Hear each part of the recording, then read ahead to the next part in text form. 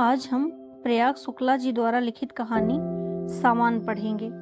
उसका जी धक से होकर रह गया और अचानक उसने अपना हाथ पास रखे हुए सूटकेस पर रख दिया। जरूर वह टेबल क्लॉथ वहीं पर रह गया है। उसने सहमी दृष्टि से बगल में बैठे रवि की ओर देखा। वह सिर झुकाए हुए जैसे कुछ सोच रहा था। बात उसके होठों तक आकर रह गई। वह मुंह घुमाकर बाहर की ओर देखने लगा। दूर तक फैले हुए कटे पेड़, खेत और कहीं कहीं पेड़। वह हर चीज के बारे में सोचने लगी। चलते समय उसने सारी चीजें सहेज कर रख ली थी। टेबल क्लॉथ समेट कर बराबर खुली रहने वाली अलमारी में रख तो दिया था, पर फिर उसे सूटकेस में रखा था या नहीं, यह उसे याद नहीं आ रहा था। उसने एक बार फिर सोचा कि वह रवि से टेबल क्लॉथ के बारे में बता दे। फिर उसने सोचा कि वह व्यर्थ ही बहुत अधिक चिंतित हो उठेगा और खींचकर बहुत सारे प्रश्न पूछने लगेगा। शादी के बाद पिछले 2 वर्ष में वह यह बात अच्छी तरह जान गई थी कि रवि अक्सर छोटी छोटी बातों को लेकर बहुत चिंतित हो उठता है और खींचकर उससे कितने ही प्रश्न पूछ बैठता है। पर वह उसकी छीड़ का कारण धीरे धीरे समझने लगी थी। वह समझने लगी थी कि रवि किसी चीज को खो जाने पर एक नए खर्च और एक अव्यवस्था की बात सोचकर ही खींच उठता है। इसलिए अब उसके प्रश्नों से उसे बहुत दुखी नहीं होना पड़ता था।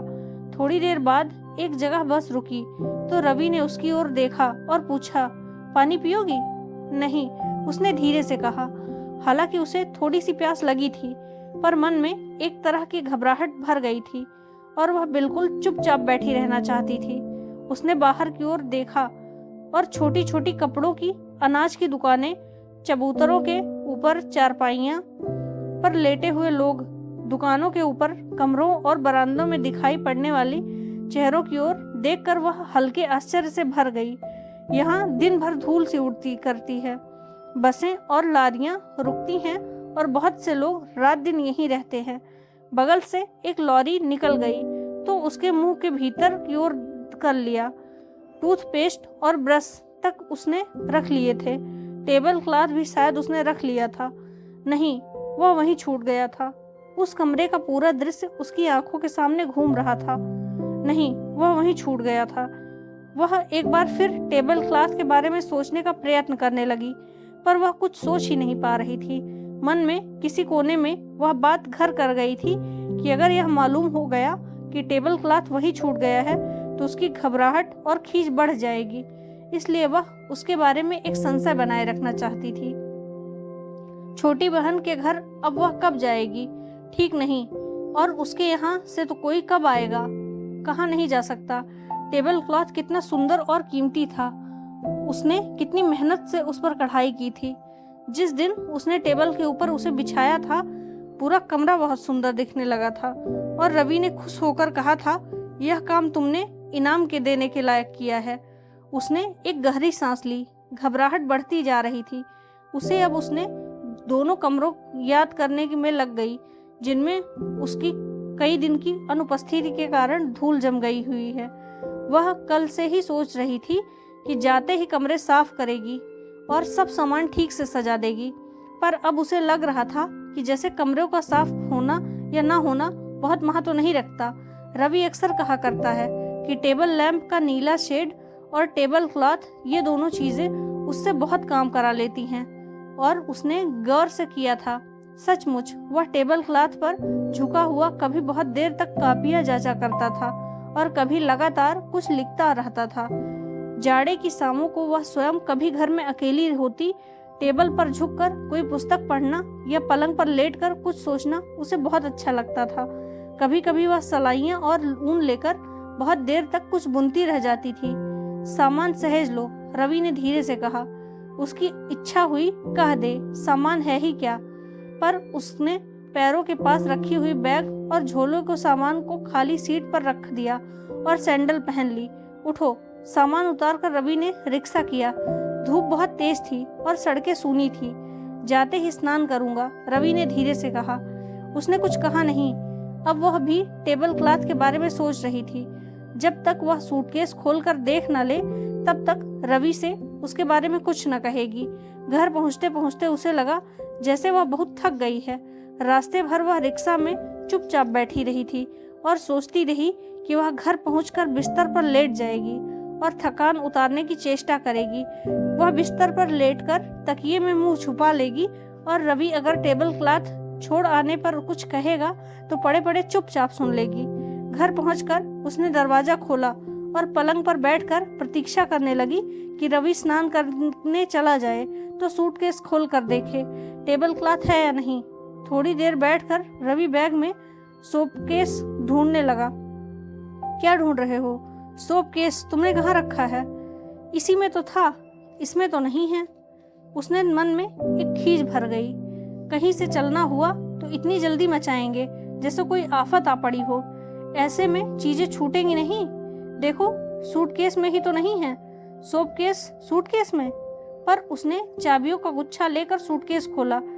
इसी बहाने वह देख लेगी कि टेबल क्लॉथ है या नहीं। वह घबराई सी कपड़े निकाल निकाल कर बाहर रखने लगी। टेबल क्लॉथ वहीं छूट गया।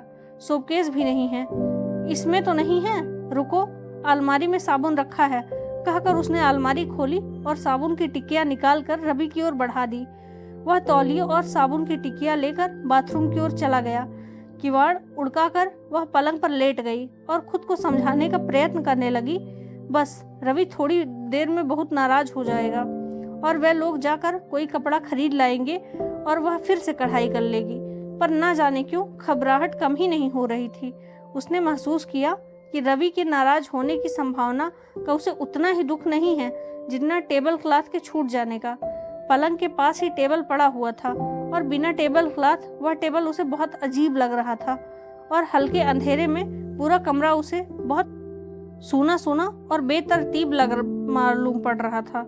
रवि स्नान करके लौटा तो उसने पूछा, नहाओगी नहीं? नहा लूंगी, उसने धीरे से कहा। टेबल क्लॉथ वहीं पर छूट गया है।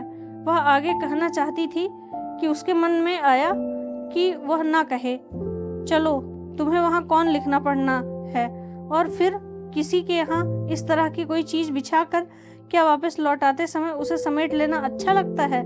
मुझे तो हर जगह पढ़ना लिखना रहता है, रवि ने कहा था। वह रवि की ओर देखने लगी कि वह क्या कहता है। यह भी खूब रही, कहकर रवि ने अलमारी में से छोटा सा शीशा उठा लिया और बाल संवारने लगा।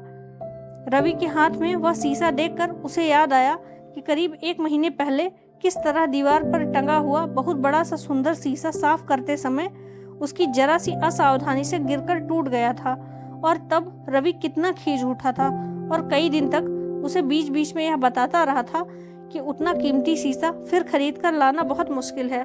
शीशे के नीचे कंघी, पाउडर वगैरह रखने की जगह थी और तब कितनी सुविधा होती थी। अब कंघा कहीं पड़ा रहता है, शीशा कहीं। सारी बातें सोचकर उसे लग रहा था जैसे उसने उठने की शक्ति नहीं है। सहसा उसे इस बात की भान हुई कि टेबल क्लॉथ छूट जाने की बात सुनकर रवि नाराज नहीं हुआ है। सहसा वह याद आया कि यात्रा में बहुत संतुष्ट है, उन्हें चिट्ठी लिख देंगे कि टेबल क्लॉथ भेज दे। नहीं नहीं, जल्दी क्या है, वहां से कोई आएगा तो आएगा, रवि ने कहा। रवि की इस बात को सुनकर उसे लगा जैसे अचानक उसके सिर पर बहुत बड़ा भार उतर गया हो। जल्दी से नहा आओ और चाय पी जाए। अभी आई, कहकर वह उठी और कपड़े लेकर बाथरूम की ओर चली गई। नहा धोकर लौटी तो उसे ताजगी महसूस हो रही थी। वह अब टेबल क्लॉथ के बारे में लगातार नहीं सोच रही थी, पर जब उसने साबुन की टिकिया टेबल के ऊपर रखी तो अचानक उसे फिर टेबल क्लॉथ के और सोप केस के छूट जाने की बात याद आई। वह फिर कुछ अनमनी सी हो गई। इतनी गर्मी में उसे चाय पीने की इच्छा नहीं लगती, पर आज उसकी भी चाय पीने की इच्छा हो रही है। उसने जल्दी में चाय बनाई और 1 कप रवि को देकर 1 कप चाय डालकर स्वयं पीने लगी। चाय पीते हुए इसने एक बार कमरे में चारों ओर निगाह दौड़ाई। जगह जगह पर धूल जम गई थी और छोटी बड़ी चीजें इधर उधर बिखरी पड़ी हुई थी। सहसा उसने सूटकेस की ओर देखा और चौंक पड़ी। एक कोने में चमड़ा किसी चीज से कटकर उघड़ आया था। इस पर कितने ही दिन से कवर लगना था। इस तरह से यह बिल्कुल खराब हो जाएगा। रास्ते भर उसे लग रहा था जैसे वह कुछ भी देख सुन नहीं सकती, पर इस वक्त उसे यात्रा की एक एक बात याद आ रही थी। वह उन जगहों के बारे में सोचने लगी जो रास्ते में मिली थी, धूल भरी और बेतरतीब। और उसके मन में छोटी बहन और उसके आसपास के घरों की याद ताजा हो उठी। वह उसकी बेतरतीबी और अभाव को बहुत स्पष्ट रूप से अनुभव करने लगी और एकाएक अनजाने में ही उसके मन में अजीब अजीब भावनाएं उमड़ने लगी। वह अपनी कल्पना में उन घरों और कमरों को सामान से हुआ सजा देखने लगी। और चाय है? रवि ने पूछा तो वह जैसे चौंक उठी। हाँ कहकर उसने रवि के हाथ में कप ले लिया और चाय लेकर आई। किसी दिन चलकर टेबल क्लॉथ का कपड़ा खरीद लाएंगे, बिना उसके टेबल अच्छा नहीं लगता। किसी दिन क्यों, आज ही। वह आ जाएगा तो दो हो जाएंगे और बारी बारी में धुलवा लिया करेंगे। फिर रवि ने हंसते हुए कहा, अच्छा हुआ वह वहाँ छूट गया। तुमने छोटी बहन को कुछ दिया भी तो नहीं था? एक शीशा भी, उसके धीरे से कहा। हाँ हाँ कहकर रवि ने कप रख दिया और आंखें मूंद ली। वह हल्के अंधेरे कमरे में देखने लगी। आज उसे अपने और दूसरों के अभाव बहुत स्पष्ट नजर आने लगे। उसके मन में फिर वही भावनाएं और कल्पनाएं भर आई। बहुत से सामान उसकी आंखों के सामने घूरने लगे, जिनसे सब कुछ सजा हुआ और सुंदर मालूम घर पड़ता था। धन्यवाद।